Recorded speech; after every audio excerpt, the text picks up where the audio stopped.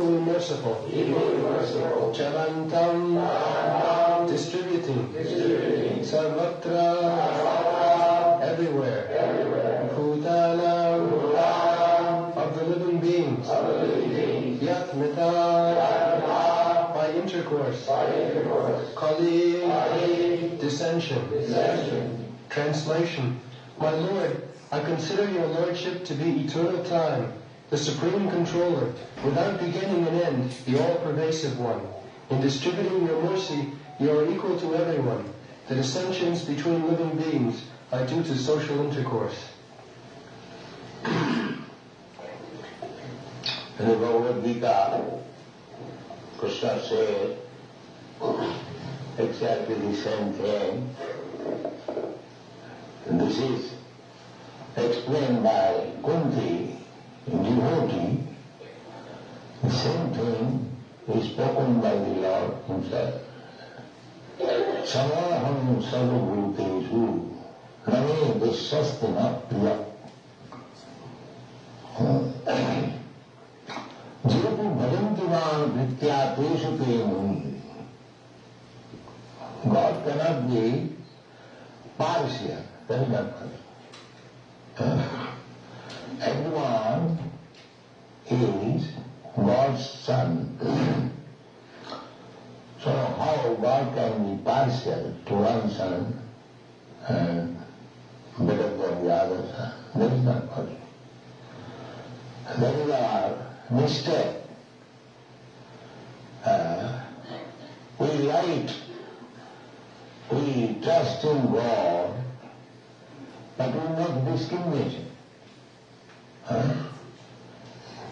If you trust in God, then you must be equally kind and merciful to all living entities.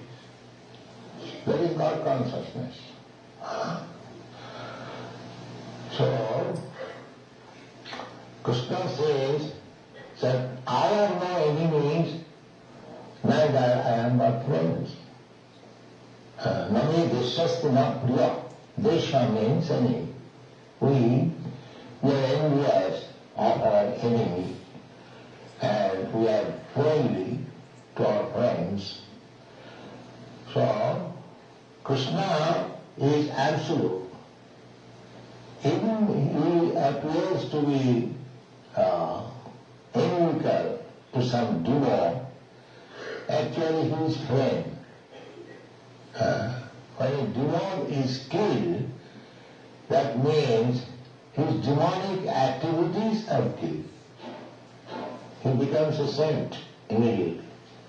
Otherwise, how is promoted immediately to the Brahma Jyoti? All the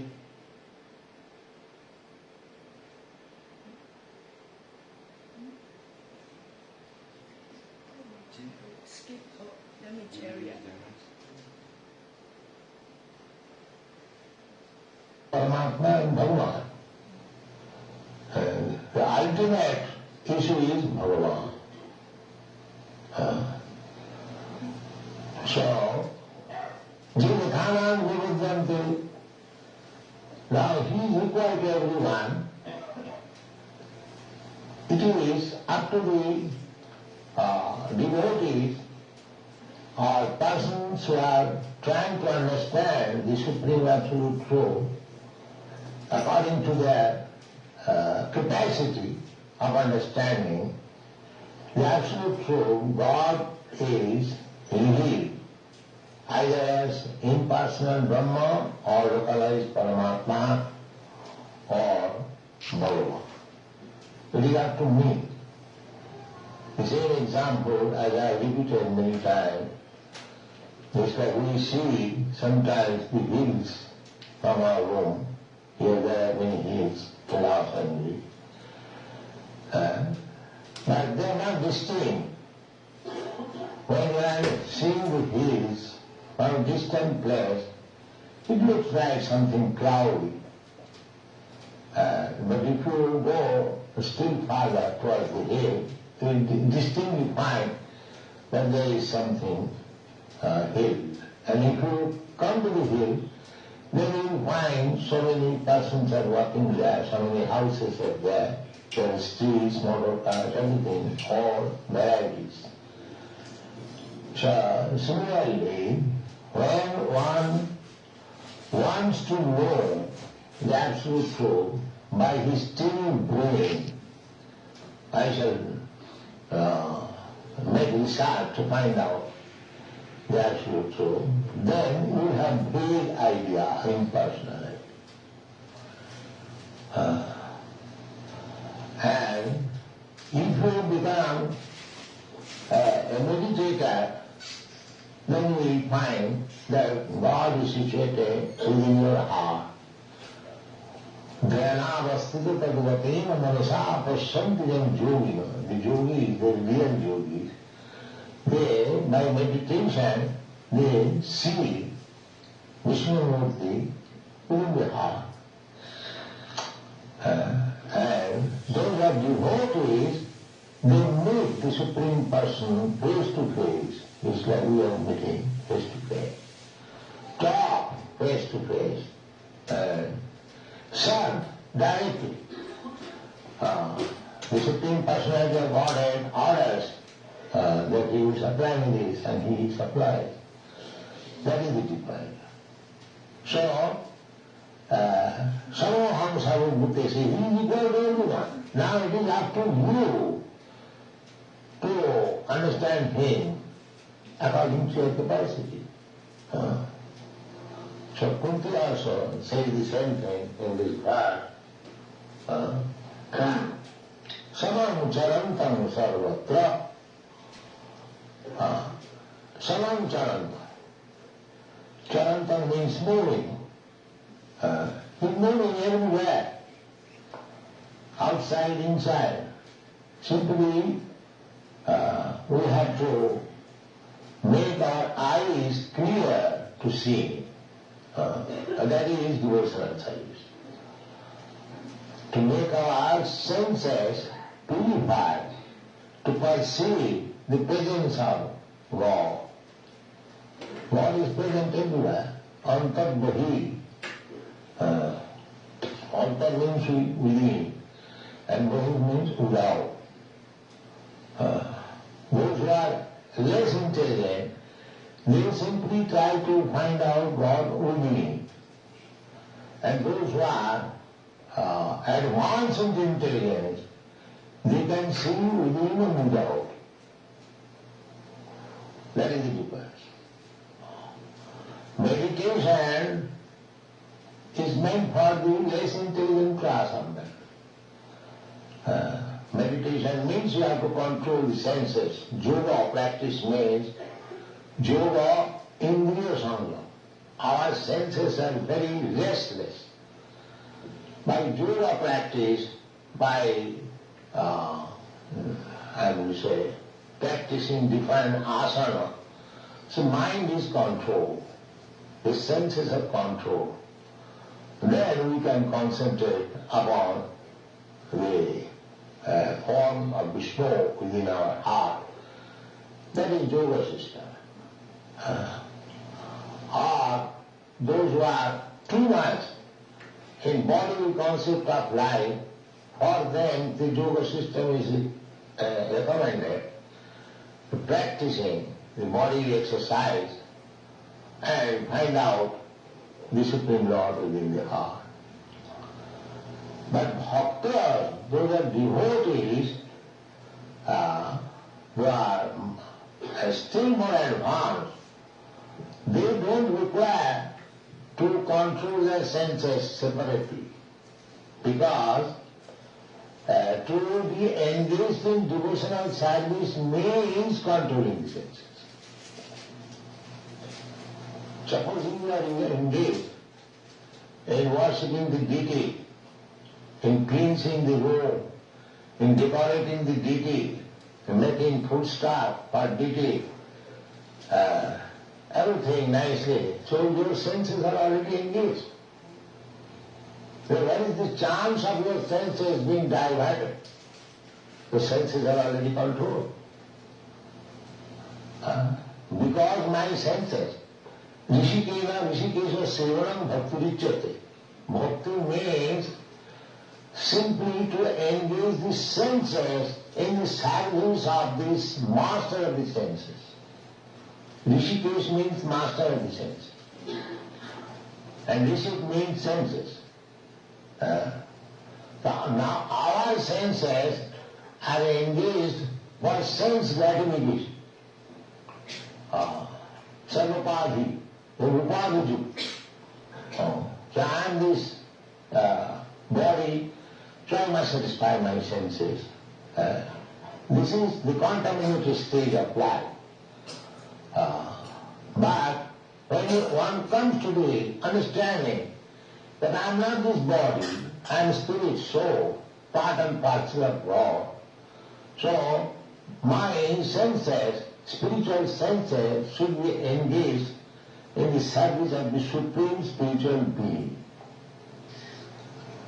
That is what? That is mukti. Mukti means hitva unnatharupam. When we are conditioned, we give up our original constitution position. Our original constitution position is, as Chaitanya Mahaprabhu says, Jiver Sarup Hoy Nitya Krishna Das. Our original constitutional position is that we are eternal servant of Krishna. So as soon as we employ ourselves in the service of the Lord, immediately we become liberal. Immediately. There is no question of passing through some process. This very process to engage oneself, engage one's senses in the service of the Lord means he is liberated.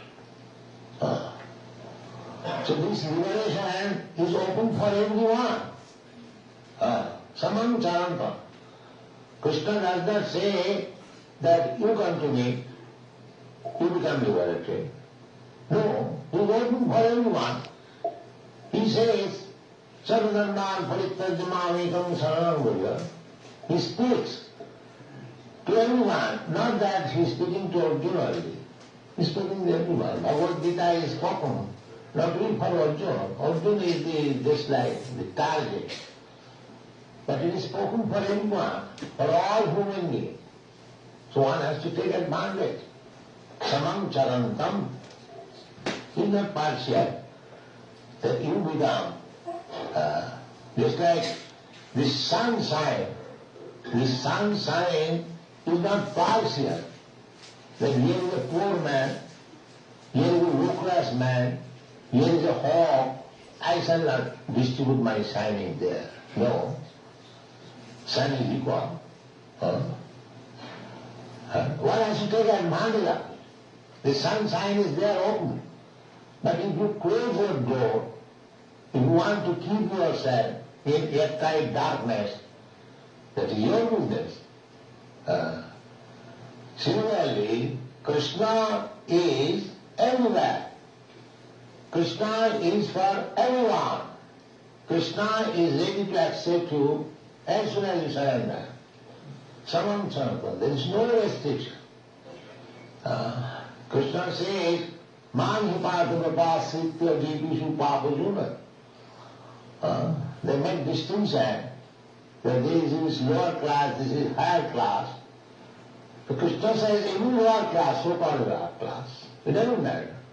If he takes to me, then he is also eligible to come back to home, back to God. Sanam Charantam. And he is the eternal time. Everything is going on within the time. The time, our time calculation is past, present and future. This is relative. The other day we were discussing. This past, present, future is relative term. For a small insect, the past, present and future is different from my past, present and future. Relative term. Similarly, Brahma's past, present and future is different from my past, present and future. But Krishna has no past, present and future. Therefore he is eternal. We have got past, present and future because we change this body. Now we have got this body, it has got a date. In such and such date I was born by my father and mother. Now this body will stay for some time. It will grow, it will produce some byproduct, then it will become old, then dwindle, then finish. No more this body. We accept another one. This body is finished. The history of this body, past, present, future, finished. You accept another body, again your past, present, future begins. But Krishna has no past, present, future because he does not change his body. That is the difference between ourselves and Krishna. Just Krishna spoke to Arjuna that in the past I spoke to the sun god about this philosophy, Bhagavad Gita. So Arjuna could not believe it. Arjuna knew everything, but for our education he put this question that Krishna, we are contemporary, we are born practically the same period.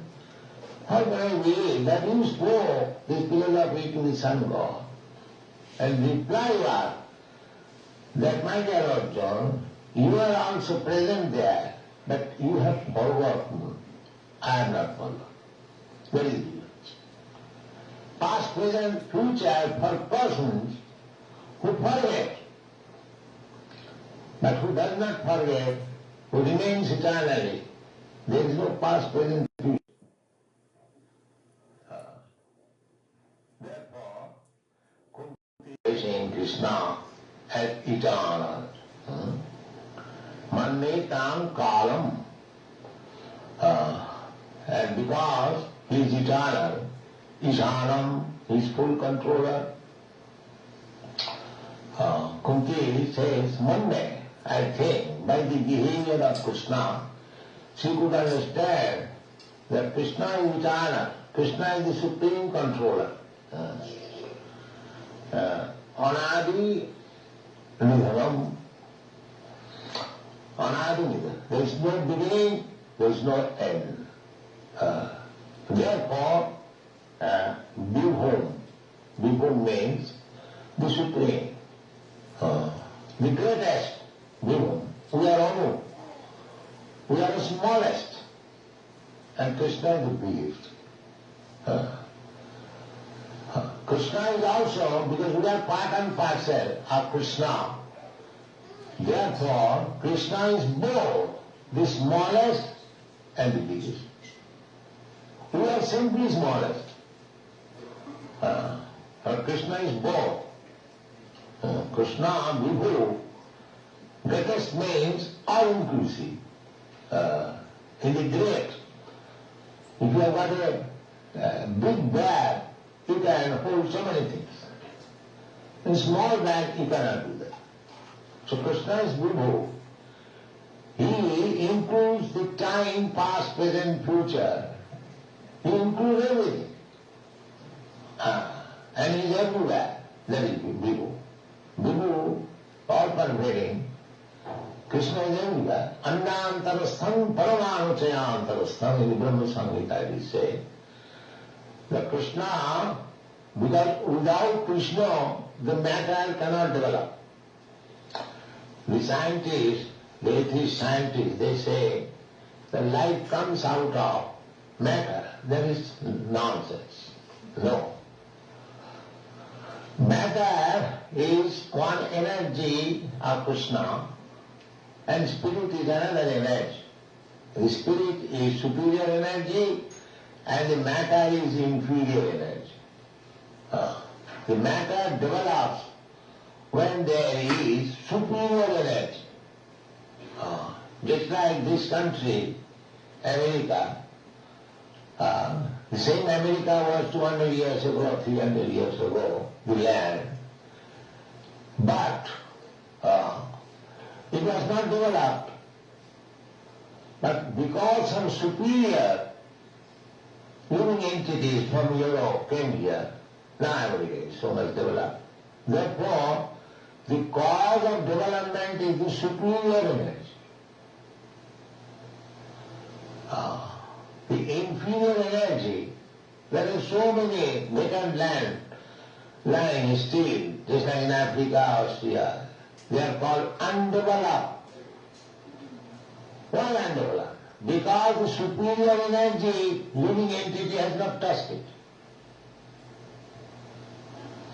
As soon as the superior energy, living entity, will touch it, the same land will develop so many factories, houses, cities, roads, cars, everything, as we can develop. Therefore, the conclusion is that the matter cannot develop out of itself. No, that is not possible. The superior energy must touch it, then it will act. There are so many machines. That is matter, inferior energy. Unless the operator comes to touch the machine, it will not act. First class motor car, very costly motor car, machine, but unless a driver comes, it will stand for millions of years there. There is no use. This common sense is lacking. The matter cannot work independently unless the superior energy, living entity, touches it. This is common sense. So how these rascal scientists say that life develops from matter? No. How can we conclude? There is no such instances. They falsely say they do not have sufficient knowledge. So these universes, they are also developed on account of Krishna's presence. Therefore Brahma Samhita says, Annantarastham paramanuchayantar. They are studying now atoms. So many things are going on. Electrons, photons. Why? Because the Krishna is there. This is really science. So Krishna has no past, present, future. He is eternal time. He has no beginning, he has no end, and he is equal to everyone. Samam charantam, simply we have to prepare ourselves to see Krishna, to understand Krishna. That is the business of Krishna consciousness. Thank you.